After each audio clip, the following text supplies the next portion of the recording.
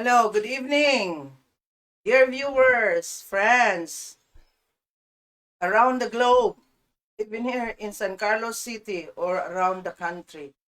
Good evening, good day, good morning, wherever you are, at sandiin ka mo dapit, my greetings to you. And I always pray, hoping and praying that you are in the best of everything. Okay? So tonight we will continue our online Bible study, the Adventist Bible study. And this is now part lesson 2 with a topic about Nebuchadnezzar's dream. Now last night ato ang na-discuss ang may tungod sa kaimportante sa Biblia. Usa sa importante nga gidala ug itudlo sa Biblia nga atong nasabtan last night, it is a book of prophecy. So unsay may tabos unahan gisulat na nga daan. So kini karon may ato ang i-discuss ang may tungod sa gisulat ni Propeta Daniel sa Daniel chapter 2. But then, sa di pa ta magsugod, I invite you, dear viewers, to please bow down your head as we pray. Father God in heaven, kami nagaday kanimo, nagasimba kanimo diha sa Espiritu ug kamatuoran. You are our true God, a faithful God. So kami Ginoo nagadangop diha kanimo, nagapasalamat sa life imong gihatag sa strength and energy and all the manifold blessings that we receive. Lord God, kami naghangyo sa imong Holy Spirit nga magaguide ka namo karon samtang kami magapadayon sa pagtuon sa imong panalangini among mga viewers, among mga friends, relatives, acquaintances, san kinsa nagalantaw karon. You bless them, O Lord, and help them to understand the truth from the Bible, especially the prophecy. Salamat, Lord, nga ikaw magapakamaayo kanila, magaayo kanila kung doon naman sila mga sakit nga ginabatsyag, kung doon na sila financial difficulty, na ikaw mag-provide kanila. Salamat, imong gamiton kini nga mao nga programa sa pagdasig, pag-inspire kanila o paghatag kanila hope. Kay soon Jesus will be coming to take His children home. Thank you, O Lord, for hearing us. Forgive us more sins in Jesus' name. Amen. So, ang ato karong hisgutan, dear viewers, may tungod sa sinulat ni Propeta Daniel. May tungod sa damgo. Doon na ba mo'y damgo nga natinuod? Okay? Pero kining damgo sa usa ka hari nga gihinganan og si King Nebuchadnezzar, mao ni siya ang usa ka hari nga nagdumala sa Babylon kaniadto. And we know for a fact, history tells us nga ang Babylon had an advanced technology during their time, advanced sila sa knowledge, mga wise men ang mga counselor sa hari. So, doon ay time at kining maong hari nga si Nebuchadnezzar, nagdamgo siya. It says here in Daniel 2 verse 1, in the second year of his reign, Nebuchadnezzar had dreams. His mind was troubled and he could not sleep. So, usahay ba mga friends, viewers, doon natay damgo nga mahasulta.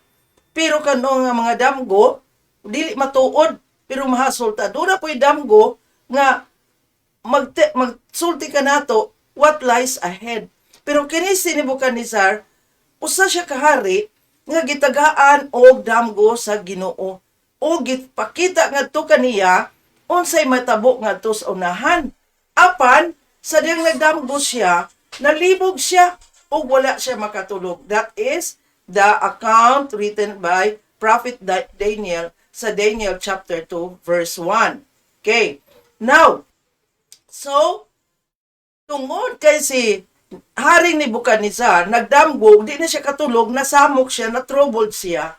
The king summoned the magicians, enchanters, sorcerers, and astrologers to tell him what he had dreamed when they came in and stood before the king. Okay? So, tungod kay ang hari, siyempre ang hari, unsa ikaman niya, dapat himuon. So, tungod kay nahasol siya, di na siya katulog, gipatawag niya diha ang iyang mga wise men, mga magicians, mga magikiro, mga enchanters, mga maglalamat, ang iyang mga mananagna sa mga panahon, astrologers, no?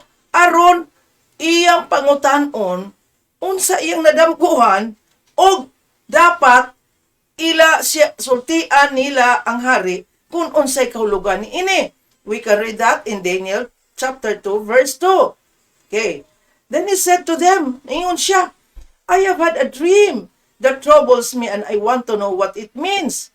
That is recorded in Daniel chapter 2 verse 3. I am using the New International version, dear viewers. So, ingon siya nga, nagdamgo ko, pero nasamo ko. Niya, gusto ko nga mabalaan, unsay buot ipasabot ni ato. So, naadi sa ato bangon, we can see the picture there. Ang mga wise men, enchanters, sorcerers, astrologers, nagtapok diya siyang atubangan on and King Nebuchadnezzar demanded nga sultian siya unsay iyahang damgo. Okay. So, the astrologers answered the king, may the king live forever. Tell your servants the dream and we will interpret it. That is written also in Daniel chapter 2 verse 4. So, ang mga astrologers, katong mga bansay sa mga pagtuon sa mga bituon, sa kalangitan, nintubag sila, mahal nga hari, mabuhi ka untahang sangtod. Sulti imi nga imong mga alagad unsa imong damgo. Ug amo ni i-interpret mo na nilang sulti, no? So, unsay nahitabo? The king answered and said to the Chaldeans, mga Chaldeanon, mauno sila mga magicians, mga enchanters, sorcerers, astrologers, no?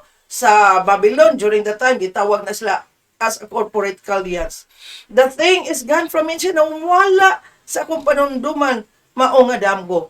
If ye will not make known unto me the dream, insya dili ka mo, kasulti ka nako, may tungod sa akong damgo, with the interpretation thereof, nga inyo kining tagaan og kahulugan, ye shall be cut in pieces, pang-ihawon mo, pang-tadtaron mo, and your houses shall be made a dunghill. So, kung dili mo makasulti na ko, parte sa damgo, kung dili mo makasulti na kung sa kahulugan, kamo, pamatsyon mo, tadtaron mo, no? Cut into pieces, unya inyong panimalay, may muong kalibangan. But if you show the dream and the interpretation thereof, ye shall receive of me gifts and rewards and great honor. Therefore, show me the dream and the interpretation thereof. Daniel 2 verses 5 and 6. Siya di gani mo makasulti na kung sa damgo, unsay kahulugan, pamatsyon mo. Pero kung inyo ko masultian, unsay akong damgo, unsay kahulugan, unsay interpretation, tagaan mo og mga gifts. Unya, timuon mo nga halang dun kaayo. Okay? So, mo ni ang gidiman sa hari, mga dear viewers. And then, what happened next? Once more, the astrologers, the Chaldeans, answered, they replied, let the king tell his servants the dream, and we will interpret it. Daniel 2:7. Pero ang mga Chaldeans, mga dear viewers, friends, ningon sila, sulti ilang gunmi mahal ngari sa imong damgo, kay kami na imong interpret, mo na ilang ingon, ngadto sa hari. The king answered and said, ning tubag na pud ang hari, I know of certainty that he would gain the time, because ye see the thing is gone from me. But if ye will not make known unto me the dream, there is but one decree for you, for ye have prepared lying and corrupt words to speak before me, till the time be changed. Therefore, tell me the dream, and I shall know that ye can show me the interpretation thereof. So ang hari ni ingon, no? Kamo naglangay-langay gyud mo, no? Gusto na mo makakuha og chimpo, no? Kabalo mo nga nalimot na ko ato akong damgo. Pero kung ang maong damgo inyong isulti na ako, naaragay usa ka sugo nga ako ang giunsa, ako ang gipreparar kaninyo. Pero di mo makasulti, doon na usab ako'y sugo. Kay kamo mga bakakon mo, giingnan sa hari ang iyang mga wise men, bakakon mo kana inyong mga pulong, mga dunot na, way pulos. Ingon siya. Mauni ang giingon sa hari. So karon, yun ang hari, nagdemand yun siya, sulti ko unsa akong damgo. Unya, tagaay ko sa kahulugan ini. Nakabagoy magdamgo mga dear viewers, friends. Magdamgo, usa ka tao, unya alain iya pangutanon kung sa iyang gidamgo. Okay ra na ang imong damgo, imong ihatag nga to sa tao ipa-interpret. Pero ikaw ang nagdamgo, nya isulti nimo dito sa uban nga, usa to akong damgo. Imposible kaayo, di ba? But that was the demand of the king. Nga sultian siya sa iyahang damgo. Siya ang nagdamgo. Gusto niya nga isulti sa mga wise men niya, sa mga Chaldeans, kung unsa iyang gidamgo. Okay? So, sayon ba na, dear viewers? Is it easy? No, it was not. So, the astrologers answered the king. Mo ni tubag sa mga astrologers, sa mga wise men, sa mga Chaldeans. There is no one on earth who can do what the king asks. No king, however great and mighty, has ever asked such a thing of any magician or enchanter or astrologer. What the king asks is too difficult. No one can reveal it to the king except the gods, and they do not live among humans. We can read that in Daniel 2:10-11. So niingon ang mga magicians, mga wise men, wala pa'y tao diri sa kalibutan, mahal nga hari, nga makahimo sa imuhang gusto. Bisag unsa niya kadako, unsa niya kahalangdon, wala pa gyud. Bisan mga magikiro, bisan mga astrologers, dili na sila makahimo. Kay ang gipahangayo nimo, mahal nga hari, malisod kaayo. Walay lain. O ana ang mga astrologers, mga wise men, mga Chaldeans. No one can reveal it to the king except, unsa di ko no, the gods, and they do not live among men. Gi-acknowledge sa mga Chaldeans nga walay lain nga makapadayag nga to sa hari sa iyang damgo, kundi ang Dios lang. Unya ang Dios kuno wala magkinabuhi kauban sa tawo. And they were correct, di ba? So, ang gipangayo sa hari gikan sa mga wise men malisod, pero di acknowledge nga mahimo lamang kini kun ang Dios mo'y mopadayag ni ini. Okay? So what was the reaction of the king? For this cause, the king was angry and very furious and commanded to destroy all the wise men of Babylon. You can read that in Daniel 2:12. So, tungod sa gitubag sa mga magicians, sa mga Chaldeans, nga wala gay makasulti si andamgo, wala makahubad ni ini, kay wala man sila kabaloon sa gidamgo sa hari, nasuko ang hari, perting sukoa. Unya, diha naghihatag siya og sugo nga pamatyon ang tanan nga mga manggialamon nga mga tao dito sa Babylonia. Okay? So, dear viewers, kung ikaw abi ang tua dito, simbat siya gon. Diba? Of course, madlo ka. So, kay nasuko ang hari, diha naghimo siya og balaod, so the decree was issued to put the wise men to death. And men were sent to look for Daniel and his friends to put them to death. During this time, mga kaigsuunan, friends, okay, usa si Daniel og sa iyahang tulo ka mga friends, si Shadrach, Meshach, ug Abednego, sa ilang Hebrew name, Azariah, Meshach, and Hananiah, sila ning upat, together with Daniel, nakapuyo sa Babylonia, kay they were captives. No? Pagsulong sa Babylon, dito sa Jerusalem, nakuha ni sila si Daniel, Shadrach, Meshach, ug Abednego, gidala dito sa Babylonia. But there, they were trained. Although they were slaves, pero gipa-eskwela sila. Kay sila, gikan man sa mga royalties nga ginatawag. So, one of the wise men, mga counselor sa hari, mo ni sila si Daniel, Shadrach, Meshach, ug Abednego. So, gipangita si Daniel og iyang mga kauban, kay mga wise men sila, para patyon sila. No? We can read that in Daniel chapter 2 verse 13. Karon, when Arioch, the commander of the king's guard, had gone out to put to death the wise men of Babylon, Daniel spoke to him with wisdom and tact. You can read that in Daniel 2:14. Kani si Arioch, nga mauni ang commander sa mga gwardya sa hari, pagsugo sa hari, kani si Arioch, mugtuman dayon. So, ang iyang misyon, pamatyon ang tanan nga mga manggialamon nga tao sa Babylonia. Intra si Daniel o ang iyang mga tulo ka kauban. So, pagkahibalo ni Daniel, nga mauni ang misyon ni Arioch, si Daniel nakikita kay Arioch o sulti dito nga manggialamon si Daniel sa atubangan ni Arioch. He asked the king's officer, gipangutana ni Daniel si Arioch, Why did the king issue such a harsh decree? Ningos Daniel, Commander Aryok, nga nung gadali-dali man na ang sugo sa hari nga ipapatay ang tanang mga wise men, lakip ako akong mga kauban. Aryok then explained the matter to Daniel. Daniel 2, verse 15. So, sa pagpangutana ni Daniel, nga nganong gadali ang hari nga ipapatay ang mga wise men sa whole Babylon, sa tanan nga territory nga sakop ni Nebuchadnezzar, ning explain si Aryok. No, iyang pahayag nga to kay Daniel. Pagkabati ni Daniel sa maong sitwasyon, nga ang hari nagdamgo, unya gusto niya nga sultian siya sa mga close-in niya nga mga counselors, mga wise men.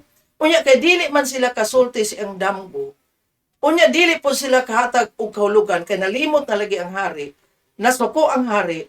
Si Daniel, no? Doon na siya handom nga muadto sa hari. But then, in Daniel chapter 2, verse 16, then Daniel went in and desired of the king that he would give him time and that he would show the king the interpretation. So mauni ang handom ni Daniel nga makaadto siya sa hari, mangayo siya og plaso, mangayo siya time ba, nga iyahang studihan ang maong panghitabo, unya sultian niya ang hari sa iyahang damgo ug sa interpretation ini. Mauna ang ingon ni Daniel nga to kay Aryok. So, after adto sa ilang conversation, Daniel returned to his house and explained the matter to his friends. Kinsa to iyang friends? Si Hananiah, Mishael, and Azariah, or Shadrach, Meshach, and Abednego. He urged them to plead for mercy from the God of heaven concerning this mystery, so that he and his friends might not be executed with the rest of the wise men of Babylon. So, si Daniel pagkaibalo niya sa maong sugo o mission usab ni Aryok nga pamatsyon ang mga tao, pagkatapos niya pag-explain nga to kay Aryok nga tagaan siya og panahon, ning adto din siya sa iyang mga close friends. Nga kani silang upat, dear viewers, friends, listeners, mga Hebrew ni sila nga mga young people. So ning adto siya dito sa tulo ka friends, si Hananiah, Mishael, and Azariah. Unya iyang giaghat. Ingon siya, mangayo tagkaluoy sa Ginoo nga tagaan ta og kaalam may tungod ning misteryo nga iyang pakita ngadto sa hari. Aron dili sila mga matay. Mao ni iyang giingon sa iyang tulo ka friends, mga dear viewers. So, after ato, pagkagabi gayod, kay we understand nga si Daniel o iyahang mga friends, nagampo na ngayo og kaluoy sa Ginoo, nga tagaan sila og kaalam. Aron dili sila mga matay ni anang panahona. So, during the night, the mystery was revealed to Daniel in a vision. Pagkanindot mga kaigsuunan.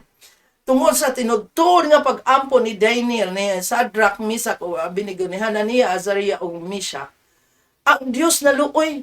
So diya ni anang gabi una, gipadayag sa Ginoo ang mystery. No? Then Daniel, pagkabuntag, praised the God of heaven and said, Praise be to the name of God forever and ever. Wisdom and power are His. He changes times and seasons. He disposes kings and raises up others. He gives wisdom to the wise and knowledge to the discerning. Daniel 2:19-21. Tungod kay gipakita sa Ginoo ang misteryoso nga damgo sa hari. Pagmata ni Daniel, iya dayang gidahig ang Ginoo. Kita mga kaigsuunan, kung doon na gani ihatag nga wisdom sa ato ang Ginoo, doon na gani siya mga tubag sa ato mga pag-ampo, dapat ato siyang daygon. Dapat ato siyang pasalamatan. Unsa ang pagday ni Daniel? Yun siya, dalaygon ang pangalan sa Diyos hangtod sa kanturan, tungod kay ang kaalam o ang gahom iyaha. Iyahang ginausab ang dagan sa kapanahunan. Iyahang ginakuha ang mga hari o nagabutang siya og mga bag-o nga hari. Nagahatag siya kaalam ngadto sa mga maalamon o kay balo sa gustong makahibalo. So, mauni ang pagpasalamat ni Daniel because immediately that night, ang dream nga gihatag sa Dios ngadto kay Nebuchadnezzar, gipakita usab sa Dios ngadto kay Daniel. Okay? So, what happened next?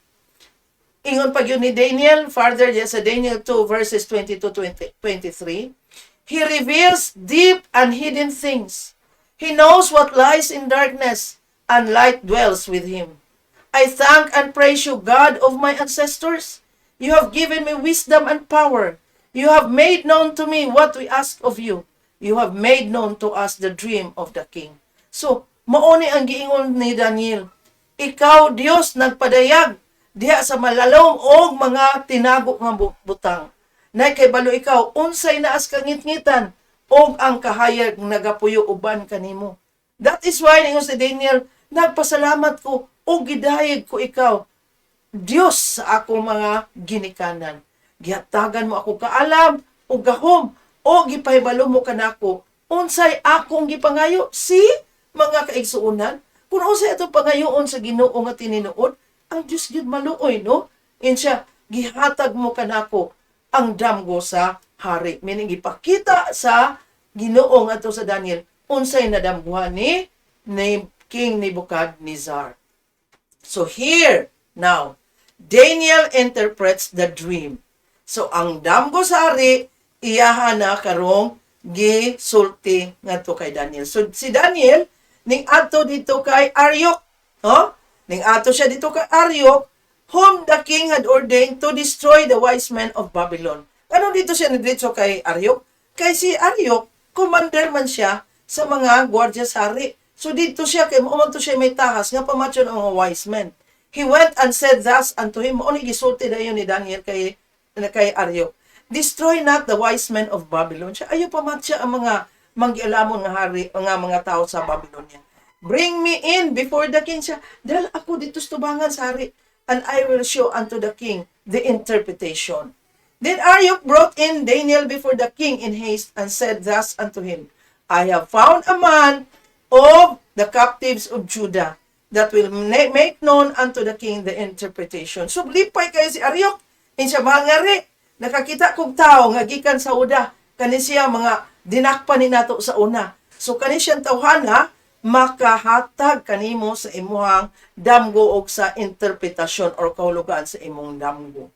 So, now, unsay naitabo mga dear viewers, then, the king asked Daniel.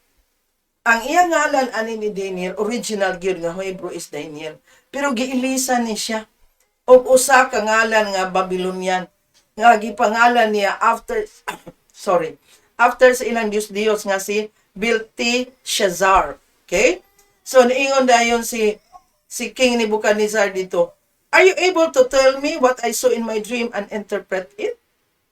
No? Ang ingon ang hari, makasulti ba ka nako? Unsa akong gidamgo?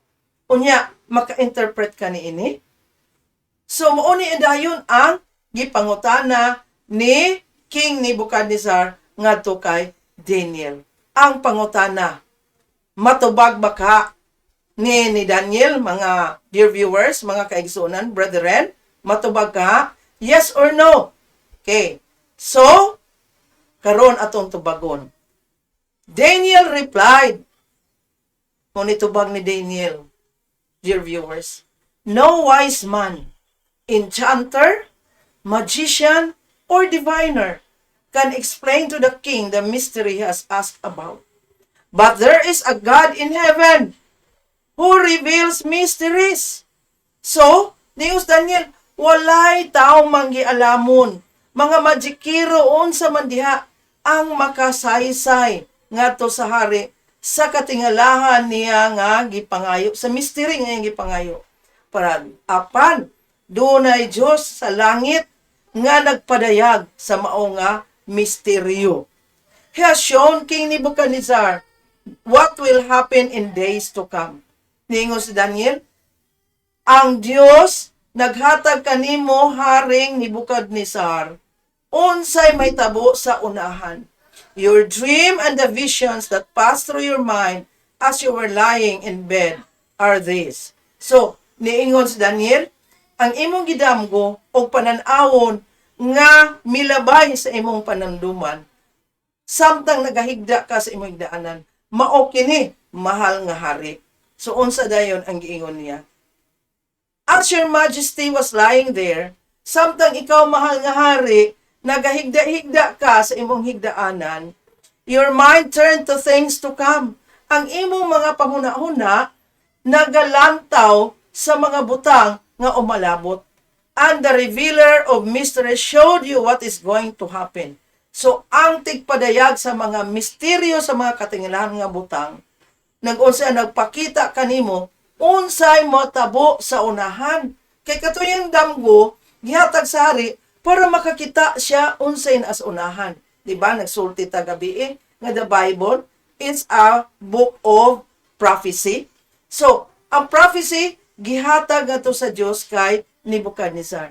As for me, this mystery has been revealed to me. Siya para nako kaning maong misteryo gipadayag diri sa ako. Not because I have greater wisdom than anyone else alive.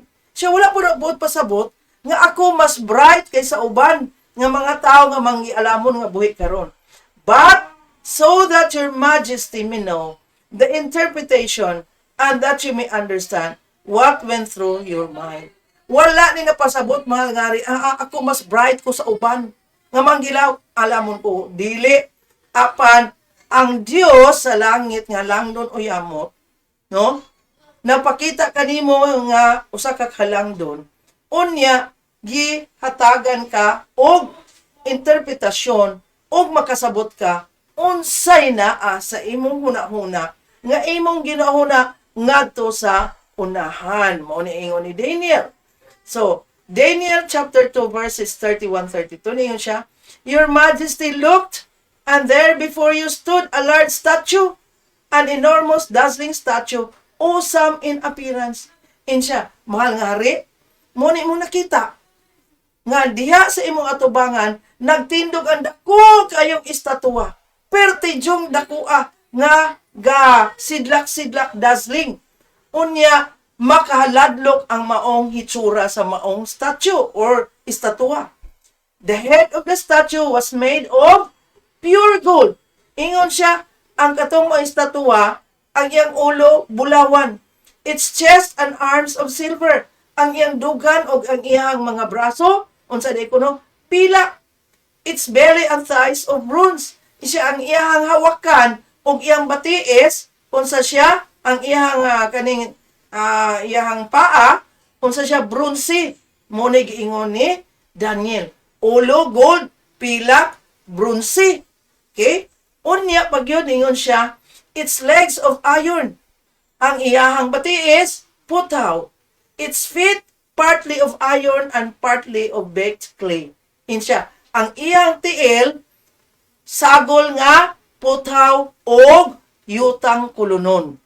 While you were watching, in sa samtang ka nagalantaw, a rock was cut out adunay, usa ka bato nga na giputol, no?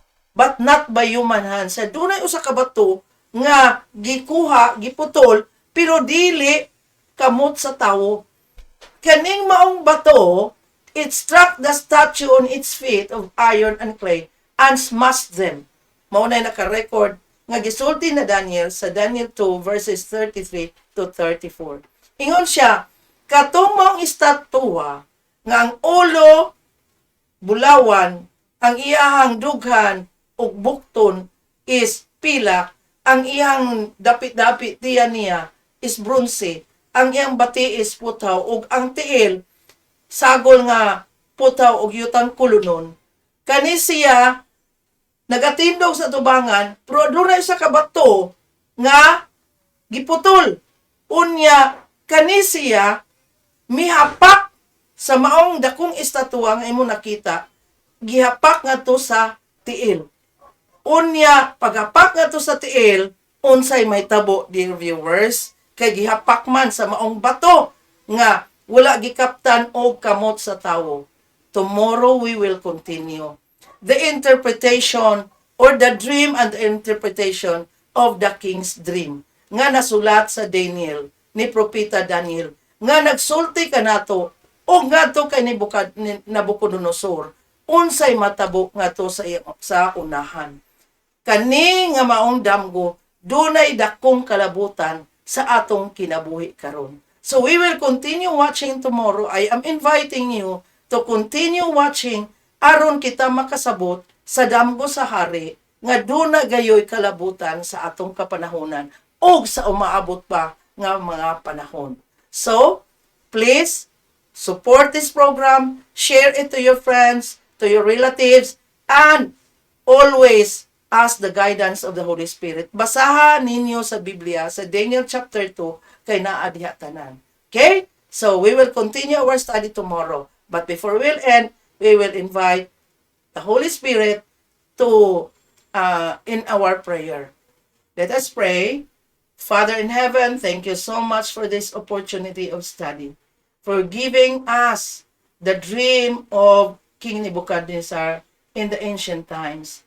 And this dream, O Lord, tells us about the future of our lives and of their lives before. Father in heaven, bless our viewers. May they will come to support this program, to be diligent in studying your words. Bless their family as well.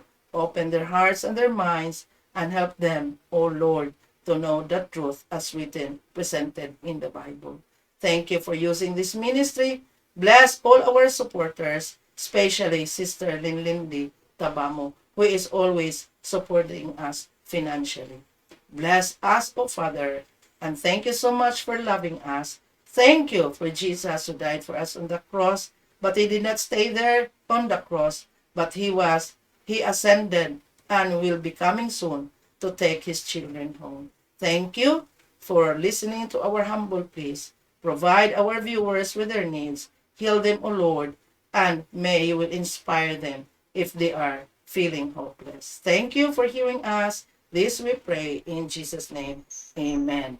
So once again, thank you for supporting this program, and I hope to see you next week, Saturday and Sunday only, 6:15 to 6:45. Thank you very much. Bye, dear viewers, friends. God bless.